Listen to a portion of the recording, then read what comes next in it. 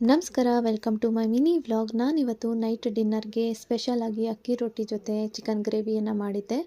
ಈ chicken gravy ತುಂಬಾ ಈಸಿಯಾಗಿ ಬೇಗ ಆಗುವಂತಹದ್ದು. ವರ್ಕಿಂಗ್ ವುಮೆನ್ಸ್ ಇರ್ಬೋದು ಅಥವಾ ಬ್ಯಾಚುಲರ್ಸ್ ಇರ್ಬೋದು, ಬೇಗ ಆಗುವಂತಹ ರೆಸಿಪಿ.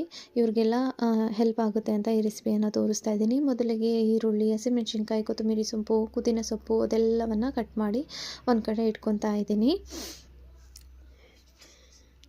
ಚಿಕನ್ನ ಮ್ಯಾರಿನೇಟ್ ಮಾಡೋದಕ್ಕೆ ಅರಿಶಿನ ಪುಡಿ, ಉಪ್ಪು, ಖಾರ ಪುಡಿ, ಧನಿಯಾ ಪುಡಿ, ಹಾಗೆ ಹಸಿಮೆಣಸಿನ್ಕಾಯಿ, ಈರುಳ್ಳಿ, ಕೊತ್ತಂಬರಿ, ಪುದೀನ, ಶುಂಠಿ ಬೆಳ್ಳುಳ್ಳಿ ಪೇಸ್ಟು, ಸ್ವಲ್ಪ ಮೊಸರು, ಹಾಗೆ ಚಿಕನ್ ಮಸಾಲವನ್ನು ಕೂಡ ಸೇರಿಸ್ಕೊಂಡು ಕ್ಲೀನಾಗಿ ಕಲಿಸ್ಬಿಟ್ಟು ಫ್ರಿಜ್ಜಲ್ಲಿ ಒಂದು ಹಾಫ್ ಆನ್ ಅವರ್ ಇಲ್ಲ 1 ಅವರು ಅಥವಾ 2 ಅವರು ಆ ಥರ ಮ್ಯಾರಿನೇಟ್ ಮಾಡೋಕ್ಕೆ ಇಟ್ಬಿಡಬೇಕು. ನಂತರ ಏನೇನು ಕೆಲಸಗಳಿರುತ್ತೆ ಅದನ್ನೆಲ್ಲ ನಾವು ಮಾಡ್ಕೋಬಹುದು. ನಾನು ಇವಾಗ ಪಾತ್ರೆ ಎಲ್ಲ ತೊಳ್ಕೊಂಡೆ.